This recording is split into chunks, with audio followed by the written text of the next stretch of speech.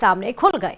जो पाकिस्तान भारत को परमाणु हमले की धमकी दे रहा है, उस पाकिस्तान के पास भारत से जंग करने के लिए सिर्फ 4 दिन का गोला बारूद बचा है। एक्सपर्ट्स का यह दावा कि 96 घंटे के बाद पाकिस्तान की आधी सेना भारतीय सेना के सामने सरेंडर करने को मजबूर हो जाएगी और ऐसे हालात में आधे पाकिस्तानी जनरल और मंत्री लंदन भाग जाएंगे। देखिए रिपोर्ट।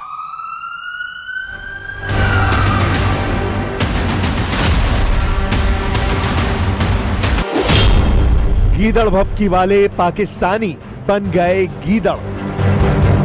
जब पाकिस्तानी पत्रकार ने पाकिस्तानी नेता शेर अफजल खान मरवात से सवाल किया, अगर भारत पाकिस्तान पर हमला कर देता है तो पाकिस्तान क्या करेगा, तो पाकिस्तानी नेता शेर अफजल खान मरवात ने पत्रकार को हैरान करने वाला गजब का जवाब दिया। शेर अफजल खान ने बिना झिझक दो टूक कहा, अगर जंग बढ़ जाती है तो मैं इंग्लैंड चला जाऊंगा। पाकिस्तानी पत्रकार ने दूसरा सवाल किया, अगर युद्ध रोकने को लेकर पीएम मोदी से क्या अपील करेंगे, तो शेर अफजल खान मरवात ने कहा, मोदी मेरे खाला यानी मौसी के बेटे नहीं है जो मेरे कहने से पीछे हट जाएंगे।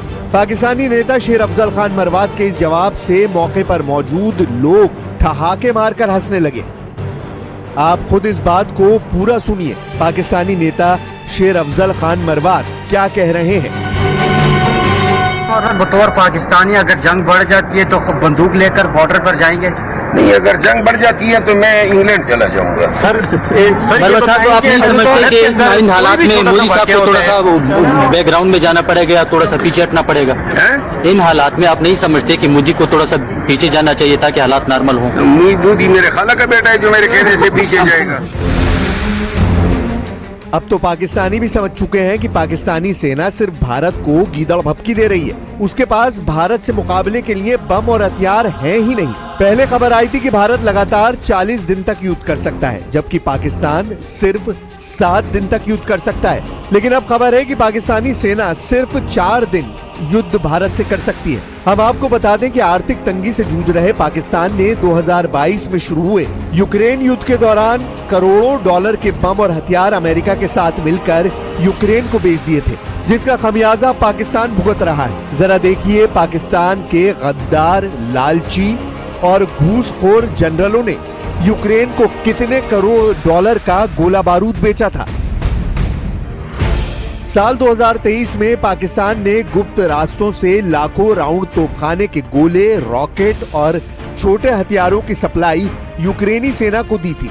फरवरी और मार्च 2023 के बीच पाकिस्तान ने 42,122 मिलीमीटर के गोले यूक्रेन को दिए थे, जबकि BM-21 रॉकेट, 60,155 मिलीमीटर हावित्जर तोप के गोले यूक्रेनी सेना को सप्लाई किए थे। इसके अलावा 13,122 मिलीमीटर के रॉकेट यूक्रेन को दिए थे। पाकिस्तान को गोला बारूद और हथियारों की इस खुफिया सौदे से 36 करोड़ 40 लाख डॉलर की भारी भरकम कमाई हुई थी। इस सौदे से हुए फायदे का 80% हिस्सा रावलपिंडी में पाकिस्तानी सेना के GHQ में भेज दिया गया था। लेकिन जिस पाकिस्तान ने 2 साल पहले 36 करोड़ 40 लाख डॉलर के हथियार यूक्रेन को बेचे थे, अब उन हथियारों की कीमत 41 करोड़ 50 लाख डॉलर को पार कर चुकी है, जिसे खरीदना कंगाल पाकिस्तान के बस की बात नहीं है, क्योंकि पाकिस्तानी जनरल पहले ही यूक्रेन से मिले करोड़ों डॉलर डकार चुके हैं। POK में 100 करोड़ का आटा युद्ध पाकिस्तान को घुटनों पर लाई रोटी।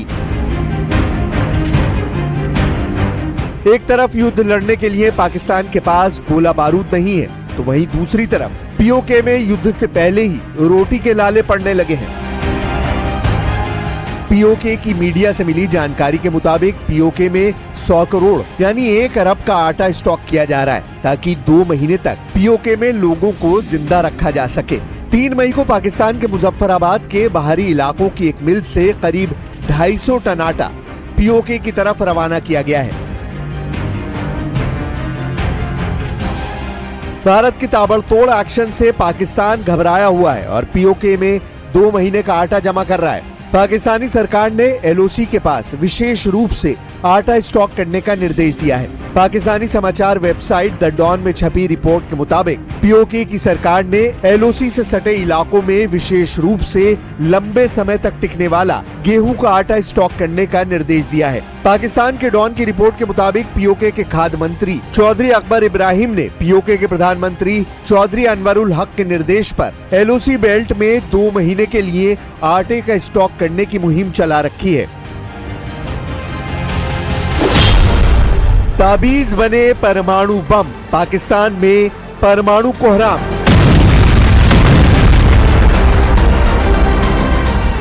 इस बीच चौतरफा घिरा पाकिस्तान एलओसी पर सीजफायर तोड़ने में जुटा है। पाकिस्तानी सेना ने कुपवाड़ा, बारामूला, पुंछ, राजौरी, मेंढर, नौशेरा, सुंदरबनी और अखनूर इलाकों में फायरिंग की है।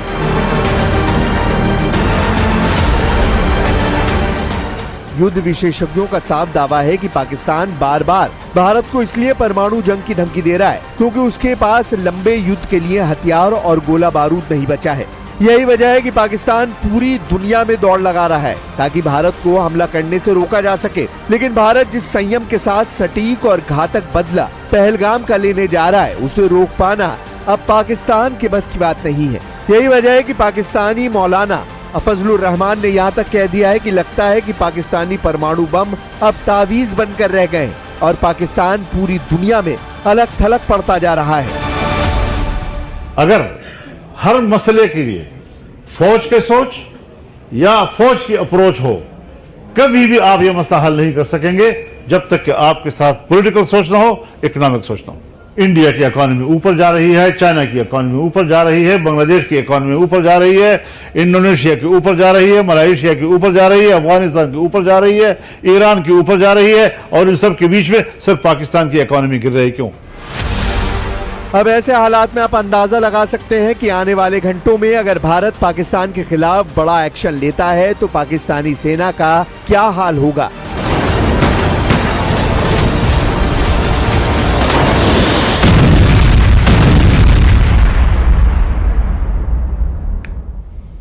पाकिस्तान प्यास से तड़पने वाला है क्योंकि भारत ने अब चिनाब नदी पर बने बगलीहार डैम से भी पानी पूरी तरह से रोक दिया है। कल रामबन जिले में मौजूद इस अहम डैम के सभी गेट बंद कर दिए गए, जिसकी वजह से चिनाब का बहाव बेहद ही कम हो गया है। यानी पाकिस्तान तक पहुंचने वाला पानी धीरे धीरे कम हो रहा है। देखिए रिपोर्ट।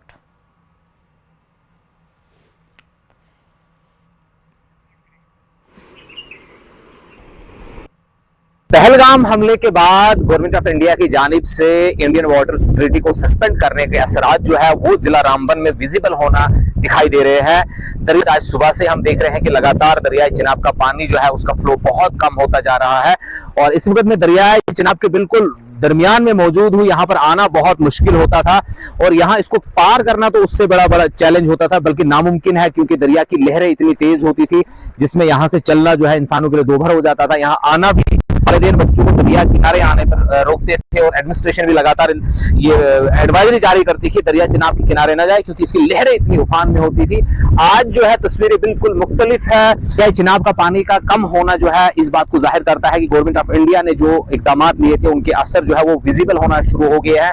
रामबन में है दरिया चिनाब के किनारे पर न्यूज़ 18 की टीम मौजूद है और आपको दिखा रहे हैं कि एक्सक्लूसिव तस्वीरें कि किस तरह जो पानी का बहाव जो है इतना कम हो गया है और ये इंडस वाटर ट्रीटी के तहत आने वाले दरियाओं पे इंडस वाटर ट्रीटी के तहत आने वाले दरियाओं पे जो है बिजली के मजीद फरोग और प्रोडक्शन कर सकती है और अपने शहरियों के लिए इस्तेमाल किया जा सकता है इन नेचुरल वाटर रिसोर्सेज को। आज से पहले इंडस वाटर ट्रीटी के तहत जो है यहाँ पर सिर्फ पन बिजली बनाने की इजाजत होती थी, पानी को रोक नहीं सकते थे, लेकिन अब गवर्नमेंट ऑफ इंडिया ने जो पहलगाम हमले के बाद इस ट्रीटी को सस्पेंशन में डाल दिया है और उसके असरात जो है विजिबल दिखाई दे रहे हैं कि दरियाई चिनाब का पानी बिल्कुल कम हो गया। लोग दरिया किनारे आकर फोटोज ले रहे हैं, सेल्फीज ले रहे हैं और यहाँ आना एक वक्त में बहुत मुश्किल होता था, लेकिन आज जो है यहाँ पर आप देख रहे हैं कि लोग किस तरह भीड़ बना के यहाँ आ रहे हैं, फोटोग्राफी हो रही है। लोगों को एहतियात करने की भी जरूरत है क्योंकि पानी जो है ये नेचुरल कोर्स है वाटर का, तो इसमें जो है कभी हादसा भी हो सकता है। लेकिन आज जो है इंडस वाटर ट्रीटी के जो असरात है वो दिख रहे हैं। ये सामने पत्थर देखिए कि कितने बड़े बड़े पत्थर है, ये इसके ऊपर से है जो दरियाई चिनाब जो है उफान मारता हुआ लहरें यहां से गुजरती थी, लेकिन आज जो है पूरा इलाका सूख गया है, पानी की सतह बिल्कुल कम होकर रह गई है। इसके जो इम्प्लीकेशंस है वो अब आने वाले दिनों में हमें विजिबल दिखाई देंगे, जब दरियाई चिनाब के पानी को रोकने का जो अमल जो है हिंदुस्तान गवर्नमेंट ने शुरू कर दिया है और उसके असरात जो है ग्राउंड जीरो से हमने आपको दिखाए। न्यूज़ 18 नेटवर्क के लिए रामबन से बिलाल बाली। पहलगाम हमले के बाद भारत का रुख पाकिस्तान के लिए चुनौती बना हुआ है। पाकिस्तान को समझ नहीं आ रहा कि वो भारत के इस एग्रेशन का सामना कैसे करे। आलम यह हो चुका है कि पाकिस्तान की घबराहट साफ तौर पर वैश्विक मंचों पर दिखाई देने लगी है। देखिए रिपोर्ट।